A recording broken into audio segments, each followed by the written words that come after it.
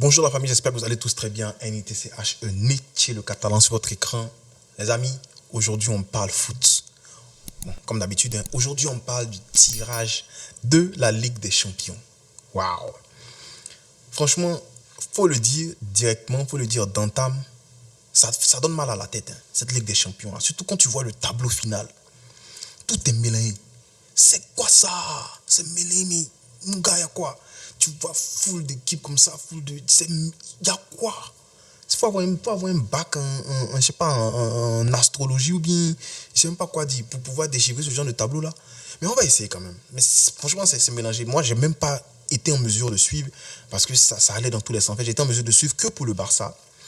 Mais voilà, c'est pêle-mêle comme ça. C'est les chemins croisés quoi. Mais on va commencer par parler du tirage du Barça. Bon, déjà, il faut voir que cette compétition est différente. On est 9 dans la poule, disons ça comme ça. On est 9 dans notre chapeau, dans notre poule. Le Barça va rencontrer 8 équipes, 4 à domicile, 4 à l'extérieur. Ça sera pareil pour tout le monde. Et après, on fait un tableau croisé dynamique. Après, on fait un tableau croisé. Et puis, je crois que c'est les 8 premiers. Ouais, les 8 premiers sont qualifiés d'office.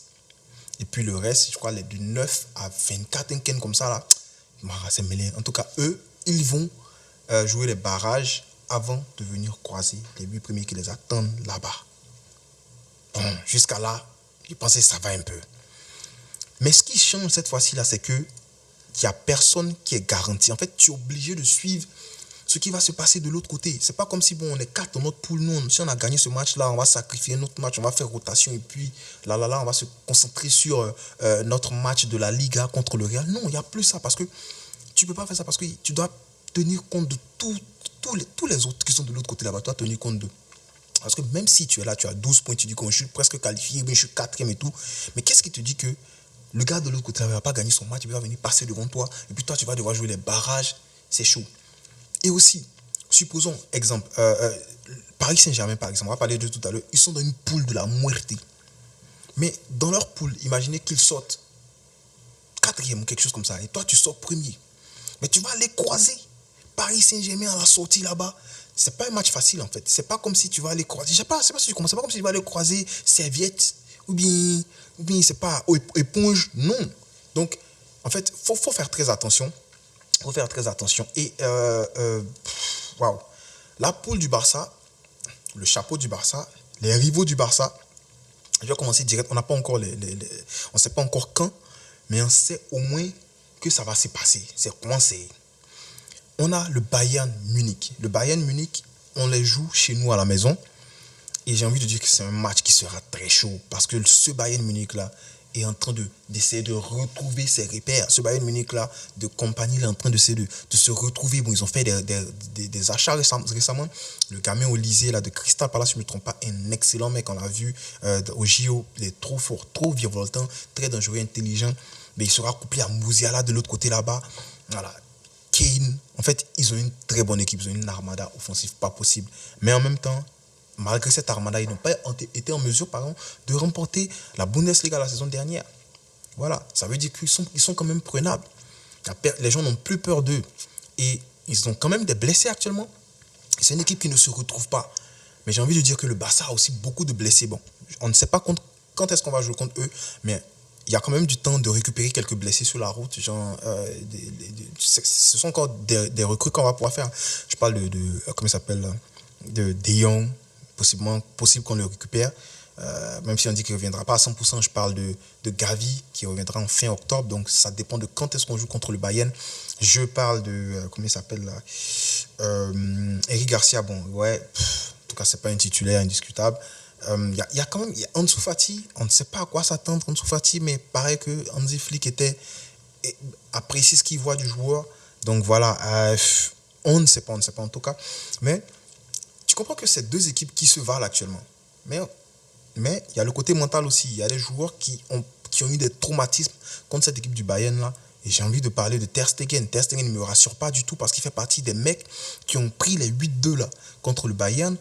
Il y a Araujo aussi qui était là, mais Araujo, je pense que c'est devenu un guerrier à part ce qu'il nous a fait contre le Paris Saint-Germain. Je ne vais jamais t'oublier. Tant que tu vas pas te redeem, tant que tu n'as pas changé ça, j'ai toujours parlé de ça, Araujo. tu as... Voilà, donc c'est ça pour le Bayern. Pour moi, c'est un match, c'est à domicile, on a quand même un avantage, mais ce ne sera pas un match facile, voilà. Tu as Dortmund à l'extérieur. Waouh, Dortmund à l'extérieur. Pour moi, c'est un match beaucoup plus compliqué que le Bayern à domicile parce que Dortmund, chez eux à la maison, c'est chaud. C'est une autre équipe que tu trouves là. C'est une autre, devant le mur jaune, c'est une autre équipe là. C'est une autre équipe. Tu as Atalanta chez toi à la maison. J'ai envie de dire que c'est possible de battre Atalanta. On les a vus lorsque le Real a commencé à jouer, hein, en fait, dans leur super coupe là, lorsque le Real a commencé à jouer beaucoup plus vite, beaucoup plus rapidement, l'Atalanta, ils ont commencé à perdre le rythme. Mais malgré ça, l'Atalanta, c'est une équipe qui est quand même bien joueuse. C'est une équipe qui est virevoltante devant, c'est une équipe qui est très dangereuse en attaque. Et notre défense, franchement, je ne suis pas satisfait de notre duo dans l'axe. Je préférerais avoir un gars comme Arauro et peut-être, comment s'appelle, le gamin Koubassi pour les relances. Parce qu'Inigo Martinez, franchement, il ne me rassure pas du tout.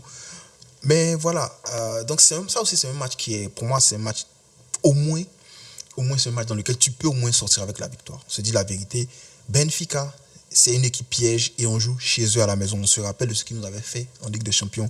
En Ligue des Champions, Benfica, franchement, il ne faut pas les prendre à la légère. Tu as les Young Boys, tu as Belgrade, je crois que c'est l'étoile, non? L'étoile Belgrade, l'étoile rouge, je ne sais pas, un truc comme ça. Dites-moi ça, je pense que c'est l'étoile rouge. Ça, c'est chez eux qu'on joue, mais normalement, ça devrait être un 3 points contre eux, Young Boy. Et tu as une équipe du chapeau 4, tu as une équipe du dernier chapeau. Tu as deux équipes, pardon, du dernier chapeau, deux équipes françaises, Brest et Monaco. Monaco, on a des comptes à rendre parce que Monaco, ils nous ont volé la vedette chez nous à la maison. Notre premier trophée, on s'amusait ça. Monaco, après, vous partez chez nous en France. Donc, Monaco, on a des comptes à rendre. Même si Monaco, je pense que c'est une très bonne équipe joueuse. Donc, quand tu vois tout ça, tu te dis que quand même, il y a de quoi aller chercher au moins 4 victoires, le Barça. Ce n'est pas les matchs aller-retour, mais il y a de quoi aller chercher 4 victoires. Je ne suis pas en train de tirer sur n'importe sur les autres équipes. Mais il faut aussi voir que il y a les équipes comme Brest, elles ont quelque chose à jouer cette fois-ci. Elles ont quelque chose à jouer parce que Brest, si tu leur avais dit qu'ils allaient jouer le Barça en poule, la saison ils allaient jouer, regarde combien, c'est un peu ce qui me plaît avec cette façon de faire cette année-là, c'est que tu as des équipes qui ont beaucoup de chance. Attends, je vais voir si je peux voir les matchs que Brest va jouer. Je vais voir si je peux récupérer le chapeau 4. Brest, regardez-moi ça. Non, ça c'est pas Brest, pardon. Allez, voilà, par Brest, waouh. Ils vont jouer le Real Madrid. Ils vont jouer le Real Madrid à domicile, donc déjà ça sera... Ils vont se faire beaucoup d'argent, c'est très bien pour eux. Ils vont se faire beaucoup d'argent, ils vont pouvoir vendre les places et tout. Guichet fermé, ça c'est sûr. Ils vont jouer à l'extérieur, au Barça. Ils vont jouer le Bayern Leverkusen à domicile. Je pense que ça sera fait. Tous les matchs à domicile pour eux, ça sera 4 matchs à domicile. Franchement, les équipes vont se faire les recettes. Et cette Ligue des Champions-là, elle ressemble amèrement, étrangement à tout ce qu'on avait déjà réfuté. Non, c'est trop de matchs. Vous savez de quoi je parle? Je parle de la Super League. Ça, c'est Super League bis. Ils vont jouer le PSV. Ils vont jouer Shakhtar, ils vont jouer Red Bull. Ouais, c'est Salzbourg, je pense. Et deux équipes que j'arrive pas à voir, je ne connais pas les logos là, bref. Mais tu vois au moins que voilà, chaque équipe a sa chance de se faire quand même de l'argent sur 4 matchs à domicile. Et voilà, pour moi, c'est quand même une bonne chose. Voilà, j'avais déjà dit, la Super League, il n'y a pas de méchant, il n'y a pas de gentil. Chacun pense à sa poche. On avait déjà dit ça. Donc voilà. Pour moi, c'est ça. Donc, j'ai envie moins de me concentrer, j'ai envie de parler. J'avais vu le tirage de... C'était qui, là? Tirage de Paris. Paris, vous êtes en faux, man. Vous êtes en faux. Paris va jouer Manchester City et le Bayern. Manchester City chez eux à domicile. Mais tu sais que Manchester City, ils viennent chez toi, tu vas chez eux, ils sont foutus, ils jouent le football. Paris va jouer le Bayern à l'extérieur. Bon, on va jouer aussi le Bayern. Le Bayern Paris, franchement, moi, je vois beaucoup le Bayern passer. Je vois beaucoup le Bayern taper Paris. J'avais envie de voir un match Paris contre Atlético, parce que l'Atlético cette année c'est quelque chose d'autre. C'est vrai qu'ils ne retrouvent pas les repères actuellement, mais devant c'est dangereux. Tu as Sorloth et tu as Alvarez, le Spider-Man derrière, et tu as Griezmann. Ça pourrait donner quelque chose. Paris va jouer contre Arsenal. Arsenal pour moi c'est l'une des équipes les plus joueuses du monde actuellement. C'est l'une des meilleures équipes en Angleterre. Pour moi c'est top 2 Arsenal. Après City c'est Arsenal en termes de jeu, en termes comment je peux dire ça, d'occasion créée. Ils peuvent te faire très mal. Ils vont jouer PSV, ils vont jouer Salzbourg, ils vont jouer Girona. Paris-Girona, c'est un match aussi à regarder parce que Girona, c'est une équipe jouée. Ils ont foutu 3 buts récemment. Je ne sais pas si c'était à qui là. Et voilà, tu as Stuttgart. Ça va chauffer sur Paris, franchement. Mais toi, c'est des matchs que j'ai envie de voir, franchement. Le Real Madrid de l'autre côté, bon, ils ont Dortmund chez eux, ils ont Liverpool à l'extérieur, à Anfield. Ça c'est un match à voir. Ils ont AC Milan.